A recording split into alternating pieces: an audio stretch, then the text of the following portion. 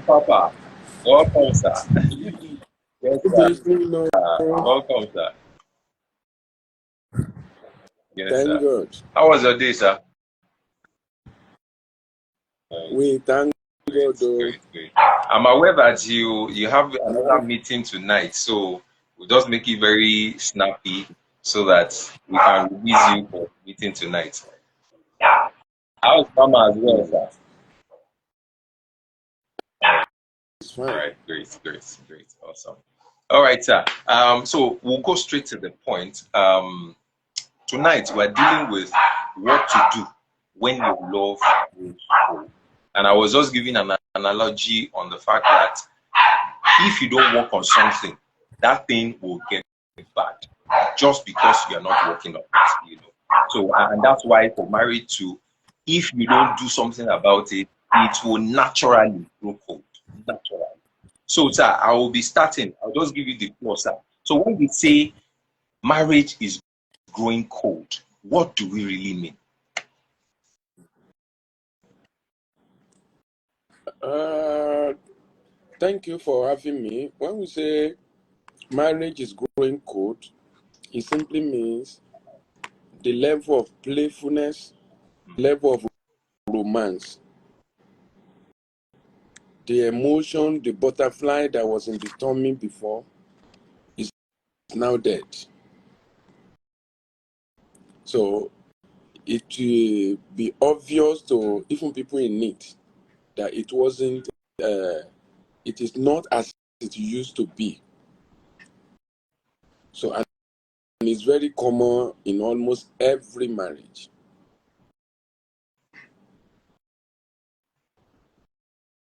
Oh, okay, I'm with okay. you. Oh, okay, you're done. Okay, okay, Hello? awesome. Thank you, sir. So, as I was saying before, just like you have said again now, that marriage gets to that point in every marriage that if you don't do anything about it, it will by itself just grow cold. That is it, is natural. And I was just before you joined us, sir, I was giving an analogy of amala, for instance, for people who are Nigerians who like amala, for instance. Amala generally is always preferred hot. But if you do not maintain that hotness, you will just realize that it has gone cold and you will not enjoy the benefit until or unless it is still retaining that hotness. So that will take us to my next question, which is what do you now do when the love grows cold? So I'm just going to be releasing the floor to you, sir. Just take over from here, sir. Uh, for people in Africa, you will understand this analogy better. And anybody that's an African, live in African before, you will be able to relate with this. There is something, when you hear me describing this way, is because we will have some people watching who are not African. In Africa, we have uh, three kinds of cookers. We have the gas cooker, we have the kerosene cooker, and we have the firewood cooker. So uh, we use only wood as the fuel for that fire. So there will be 3 stones, or anyhow they do it. They put firewood inside. They put wood inside. They put gasoline inside. Then they light it up. Now, there is something about firewood cooker. Whosoever is using firewood to cook must stay with the cooker, because the natural way is the wood will be burning backward outside the pot. So you have to get there and begin to push again, to push it to make sure that the fire is on. Marriage is like that. The natural tendency, during the courtship, during the dating, preparation for wedding, there's this level of emotion that comes over the young ones. They've never lived together Yes, sir. before. Maybe they've never even slept together before. Never been together before. When you mix excitement with that kind of emotion, is out of this world. Then suddenly they got married. On Saturday, after they got wedded, maybe they went on honeymoon, maybe for 1 or 2 weeks. Now, what make marriage grow cold is motivated. It comes in every direction. The first thing that makes marriage grow cold is called irritation. Irritation will come to everybody when you get married. The lady you thought she's all beautiful, suddenly you get married. For the first time, you saw her without makeup. And you begin to see all the contour in the face, all the acne in the face and everything. You can get irritated. The lady that normally eats just one piece of meat, anytime you dated each other, now carry one bucket of pounded yam. And she alone finish it with 6 meats. You say, yay. So we call it reality.com. It normally generates irritation in so many areas. It generates a lot of irritations. And when irritation comes, it may be the way somebody munched the food. It may be the way somebody eats food. It may even be the way somebody snores. It comes in different dimensions. And at the end of the day, irritation, which is not an offense, it didn't come from anybody. The person is just behaving the person, because before you get married, the life you are living is unreal to each other. It's unreal to each other. Now, when you get married, you are going to live real life. Real life. The girl that will follow you to watch football before, not because she loved football, but because she wanted to be with you. Now she's with you. You now say, let's go and watch football. Say, no, I'm not going. You say, wow, what's going on? Why? A lot of irritations. So when irritation is not managed, offenses will come in. Offenses will come in. Apart from irritation, the person will be doing some things that you may not like. And your differences too will come in. Your differences. You are married to a man, you are a woman. Suddenly you will realize what women normally do that men may not like. And vice versa. Your wife will enter into the bedroom, and the next 30 minutes she's still there singing praise worship. And that can be very funny. When we got married, my own is, I want the light to be on. My wife wanted it to be off. Anytime we want to sleep, the light must be off. I say, go look. Is there you want? Somebody is darkness. It was business. But she want the light to be on. Even if you put, I want the light to be on. Even if you put a halogen lamp on me, I will sleep. It may lead to irritation. You know there are some people fight because of toothpaste, because of this and that. So when irritation leads to offenses, if you don't handle them very well, troubles will come around. If you don't deal with irritation, you don't deal with offenses, you enter into the realm of conflict. You enter into the realm of conflict. If you don't deal with conflict very well, you enter into the realm of bitterness. You enter into the realm of, this is the natural course of marriage. Every marriage had the tendency to go that way, no matter who you marry. no matter how you marry, no matter the premarital training, everything you went to, no matter how much you love each other, no matter how born again you, that's the natural tendency.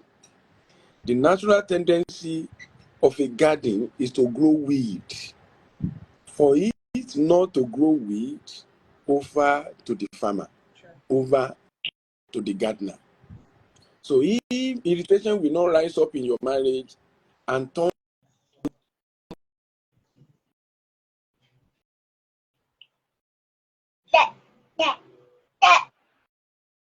scatter, is what I know.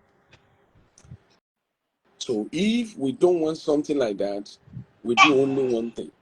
We become intentional. There are some things that will fall in place when we were courting, when we were dating. They just fall in place by themselves. But as soon as you get married, you need to make them happen. No, to add to this, apart from irritation of offenses, in those days, the little time you spend together, you want to maximize it. Because it's a privilege to see the babe. It's a privilege to be with the guy. Now you have to be with the guy, you have to be with the 24/7. Now the guy snores. Now the guy is snatching his teeth when he's sleeping. I have a cousin that normally do that when he's sleeping. Somebody is married to that one now. To add to that, suddenly you remember you have to go back to work. You have to resume work. The woman will just wake up in the morning. By 5 a.m., she's off. Maybe by 9 p.m., she's not yet returned. Before you know, Jack Robinson, she says she's pregnant. You have not recovered from irritation. You have not recovered from offenses. You have not recovered from resumption at work. Now she said she's pregnant. You are now asking her, what's wrong with you? She will even say, I don't even know how he's doing me. Now she's spitting all around. The face that looked like a beauty queen before, eczema is covering the face. And she's sleeping as if something is wrong with her. You gave her all the food, she rejected it. That's why one of the most challenging year of marriage, the first 1 year, running to the second and the third year. If you are not, and all the things that will be happening as at that period, they are natural things. If you are not groomed for it, if you are not groomed for it, that's the first time you will realize that the person you married is a woman, and an average woman will be slower than you. The person you married is a man, and a man can be so rough and tough and scatter all the house, throw his boxer anyhow, his shoe anywhere, so disorganized kind of gender. But you will think it's just your husband that is the most terrible. No, the man next door is likely like that. The woman next door, the man next door is always like that. Then you will realize that your temperament are different. You are choleric, you are married to a phlegmatic. That gentle brother, you normally say, brother Timmy is very quiet. It is his quietness that I like. I'm attracted to people that are very quiet. I love brother Timmy. You will now marry brother Timmy, you will discover that brother Timmy has no vision, no plan. He will always be asking even the wife, Kinekashi. They are the Kinekashi kind of husbands. The one that will not take the lead. His family member will come and abuse his wife. He will say, that's what my brother has spoken something. Then the woman is mad. The wife, when you can't defend me. You have forgotten that when you were dating me, was not defending anybody. But you are choleric. You want to marry somebody you can dominate, somebody you can dictate to, somebody you can rule over. Or you are going. You just want someone that can listen to you while you do all the talking. Now you are doing all the 7 a.m. to 7 p.m. Your husband is not talking. He's just shaking his head. Then you are mad. Then you sorrow. Why can't you talk? It's like that. So your gender differences will come to place. Which one again? Your temperament differences will come to play. Your background differences. You are born in Sango Water. You are married to a girl that was born in VI, raised in VI. Both of you are born again, but you are millions miles apart. You are millions. She has never been inside Molu and Danfo in her life. A car will take her to the office, a car will drop her. A car will take her to the office. She even used to have a personal driver to herself.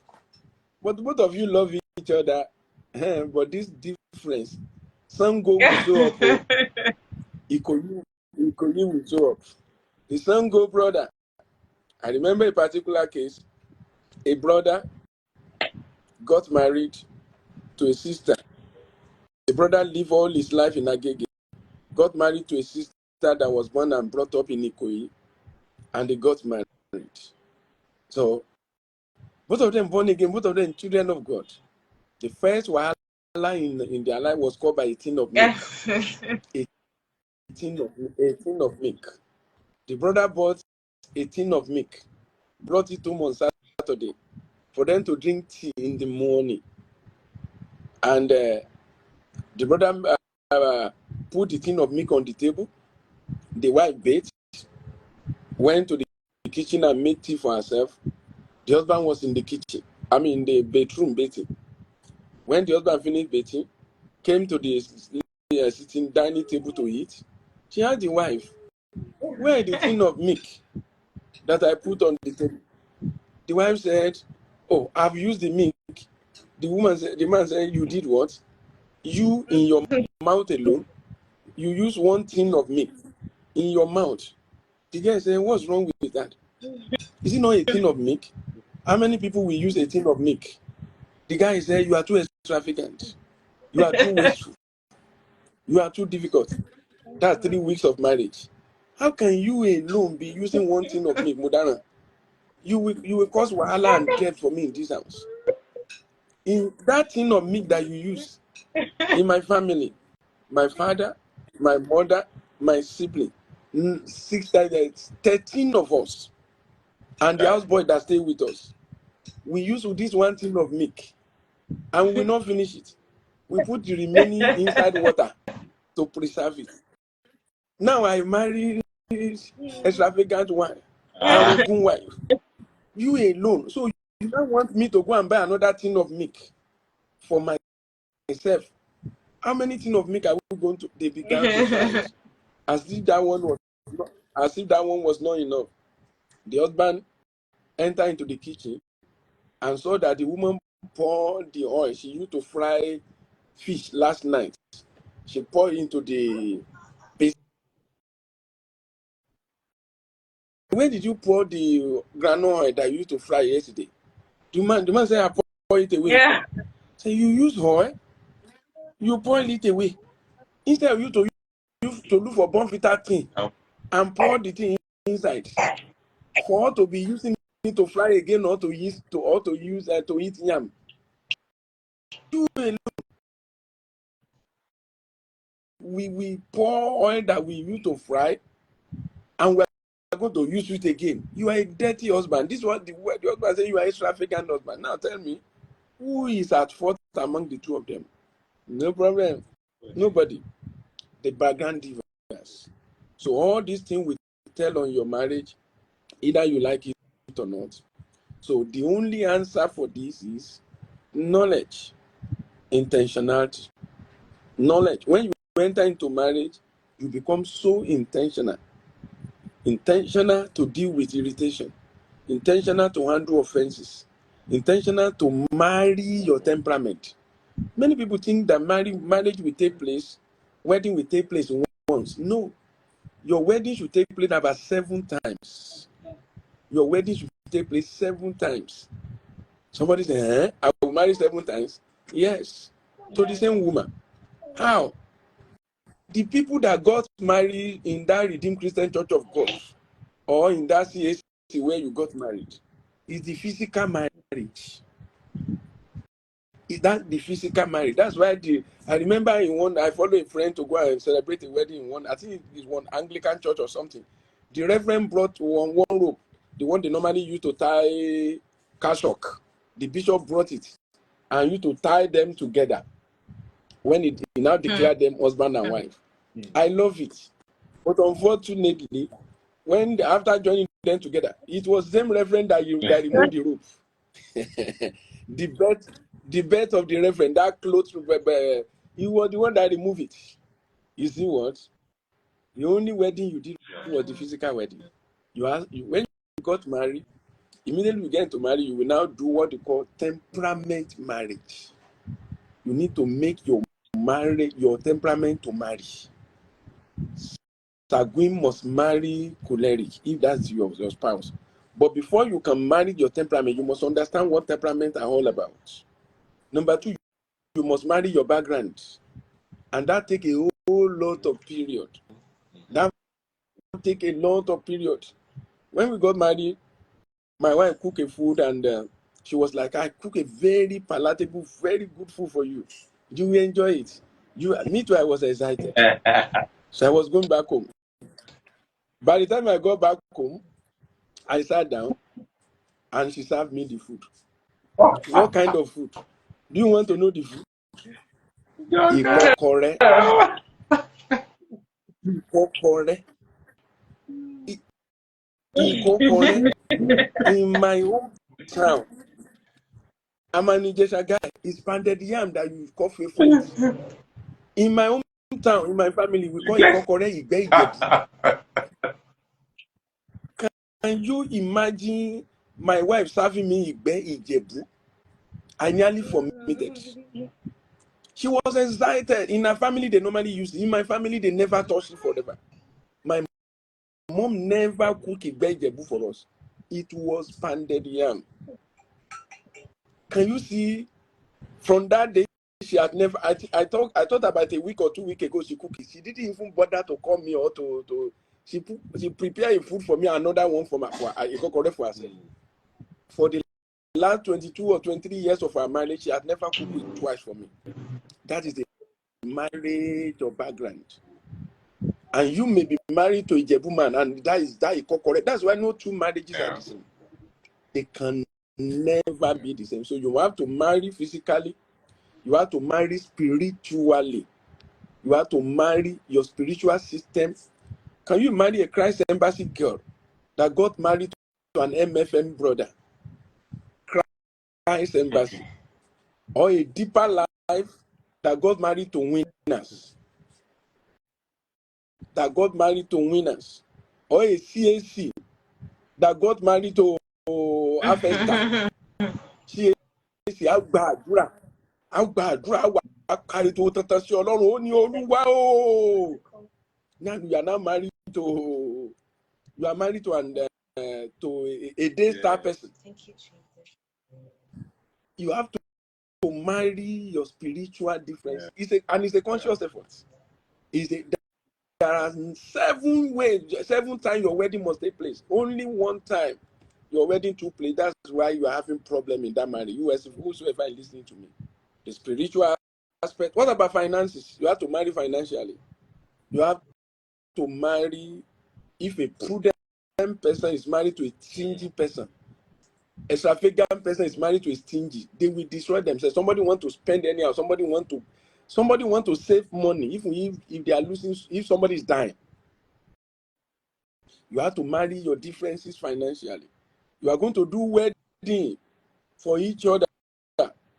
In your background, a girl that was born in Ibadan is quite different from a girl that was born in Ikeja. They are totally different. You are going to consciously marry that. I don't know how many I've mentioned now. You are going to marry that. Oh, if you are Igbo, you are married to Yoruba. No sin committed. It is all right. We have the same blood, but our background, our culture differs. You will beat each other. You will fight each other. Except you consciously marry your culture. You consciously marry your culture. An average Yoruba woman, when you are seated somewhere and somebody and a young girl go beside you and say, good morning, sir. Good afternoon, sir. Check it very well. That person is likely to be a Yoruba. Yes. An Igbo person are not the greeters. And it's not a sin. It's not a crime. It's not in their culture to say IG life.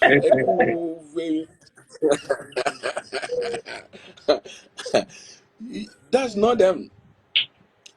So if you are, I remember a particular Igbo girl got married to a Yoruba boy. This Igbo girl has never been to Yoruba land in her life until they posted her from Enugu to come and serve in Ilorin. The brother lived in Lagos. They met at the orientation camp. They love each other. Within 6 months, 1 year, they got married. They got married during the service year. And they returned to Lagos. For the first time, this lady was singing Yoruba for the first time. And it was a problem. They started fighting. The family of the husband came. They said she's disrespectful. She stressed the mother-in-law to greet the father-in-law, then shouted. They didn't know that she was not a bad girl. It was just the culture. It was just the culture. They didn't understand. The guy did not understand. One day, they were fighting, and the fighting was so dirty. The whole family, our own family, were calling too from the east, and it was something else. Then something happened. One day, the guy returned from work and met the wife. The wife went to the barbing salon and cut her hair. But in many cultures in Yoruba land, a woman will not cut her hair except the husband is late. And because they have been fighting before, the man thought that she went to cut her hair because she wanted her dead.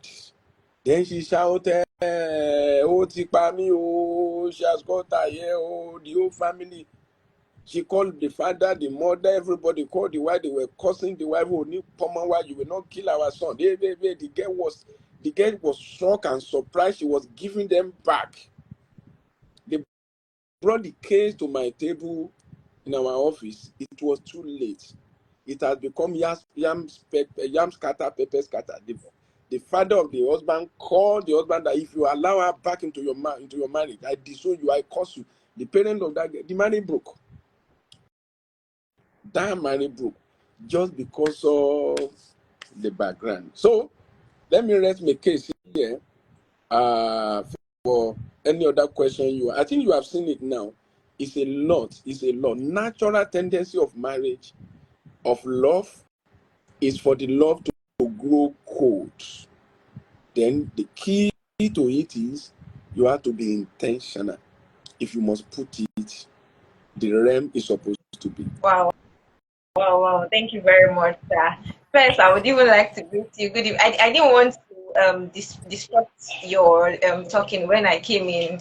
I was with our son. So good evening, sir. Thank you very much for honoring our invitation. It's so good to have you on the call, and thank you for everything you shared this night. And one thing stood out for me this night is the fact that there are 7 types of marriage that would happen, weddings that would happen.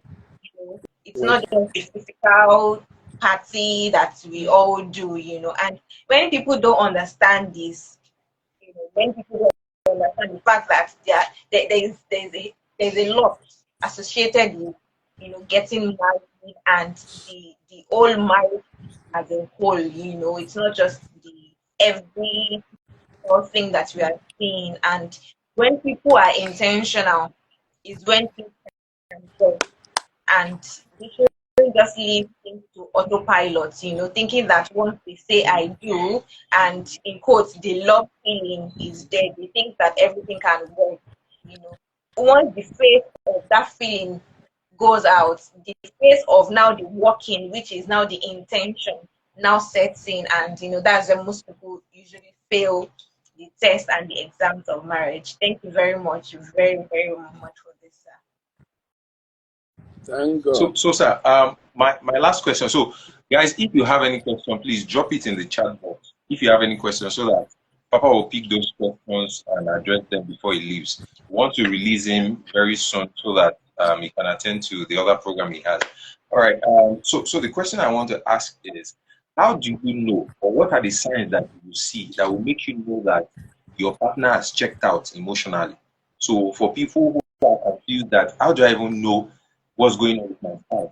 So how do I know if my yes? How do I know if my spouse has checked out emotionally? That's number one. Then number two, what's the importance of counseling in um, getting the love back? What's the importance of counseling? Is it even important? Let's go. Now, to know when that somebody check out is very easy. You won't play like before again. You won't touch like before again. Even the sex life, it will be mechanical. Sex life will just be it will remain the biology aspect of it. The chemistry part of it is no more there. The chemistry, it takes both chemistry and biology to have physics in marriage, to have physics of sex in the bedroom. The physics that we put on the Yes. lights. But it's the chemistry, the chemical. Then when the two genital comes together, that is biology. Many couples are having biological sex. That's why they are not having bed shaking experience in their marriages. So now, if you discover that, like many people who have been watching this, who have discovered it, that your marriage is not what it used to be. What you're supposed to do? Very simple. The very first thing is to do mirror look. Check yourself, not your spouse. Check that thing you were doing before that you have stopped. Check. I'm talking about yourself now, not your spouse. Those things you used to do. How you normally call her when she was in the office and you are in your house. But now that you are married, you have stopped that. Then the second thing to do is to call each other and have heart-to-heart discussion without accusing finger, without blaming each other. You will ask, what is wrong with us? Not what is wrong with you. What are we doing wrong? We are no more playing like before. It is not that you are not romantic. I regret marrying you. So you are pretending before. I could have married Tomike, my ex. Tomike can play better. You are not doing well. You are not doing it well. So one of the greatest questions you must ask in your marriage is, what are we doing wrong? What are we doing wrong? In any marriage, they ask that kind of question, they normally get a result. And you will allow your spouse to talk. She will talk without blaming. He too will talk without. Then together you will now make a resolution. We call it intimate talking time. You talk with all your heart, with all your soul, with all your spirit. Then you make up your mind. The mirror look, heart-to-heart discussion. The third one is to now become intentional in what you decided. You will now be intentional. One of the intentional is, okay, one of the very funny things you need to do, so in this marriage from today, we touch each other more. We will deliberately, don't you know that the more you touch, the less you fight? Yes. The more, as simple as that. We call it THK rule. Touching, holding, hugging, and kissing. In any marriage where you do it joyfully, friendly, regularly, you are going to have better. So you are going to, when you are going, that's why you don't see average husband and wife holding hand outside. They don't. Even at home, they can't place head on each other. Even if your husband wants to touch you outside, you say, is that our? So you are part of the Talawa generation. So that is it. So if you do these three things, the issue of counseling, when you discover that you have done this, you can still not connect again. You will need counseling, and do it quickly. Do it quickly. Mutually agree that we need to see a counselor or a marriage clinician. And the marriage counselor I'm talking about is not your pastor. Let's go and see. A pastor is not a marriage counselor. Quote me anywhere. A pastor is a pastor to take care of the church. And God is using a lot of pastors to do a little to the level of their ability, experience, and skill. But when you get into the core knowledge of the Bible, core knowledge of marriage, it is not the work of your pastor. A pastor will give you pastoral counseling, not marriage counseling. That's why if you are having problem with your head, pastor will counsel you. Does that make him a medical doctor? No. If your pastor counsel you based on your marriage, that does not make him a medical counselor until he's trained as a counselor. Unfortunately, many people will talk to wrong people. You call your family member, you are talking to your FFF, your family, your friends, and your fans on Facebook, and they begin to tell you all manner of things that will destroy your home. And at times, before people come to us that are married clinician, married counselor, before they come to us, they are married. True.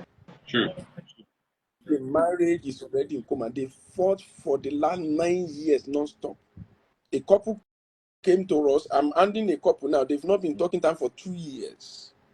So in the course of that 2 years, the wife has built a house without the knowledge of the husband.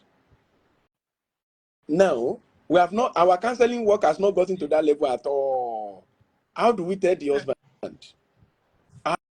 How do we tell the husband that she has built a house under the roof of the husband? They were sleeping on the same bed and they were not talking. And within 2 years, she bought a land and finished it. So you will need counselor. And the counselor is not somebody that will just tell you, like your family member, they are not married counselor. They can give you married advice. It is married advisor. For the pastor, it's a pastoral counseling. Who can give you married counseling? Somebody that is called, that is trained, somebody that will not look at who is at fault, but he will look at what is wrong, not who is wrong. Somebody that will go into the root, that will do the root cause analysis. Root cause analysis. RCA, root cause analysis of the problem. Somebody that will not look at the symptoms, but we go deep and check. Oh, temperament is the problem. Background is the problem. Personality is the problem. Gender difference is the problem. Your career is the problem. Time management is the problem. Trauma of the past for this girl is the problem. Trauma is the problem. And they will be able to, I used to tell us that when there's a trouble in marriage, the husband is not the problem. The wife is not the problem. The problem is the problem. So it takes a marriage counselor to say that other people will have somebody to blame. And it takes a marriage counselor to now look for what the problem is, by doing the root cause analysis before they can tell you what to do. So I'm so happy with this answer that you gave. I'm so happy about it.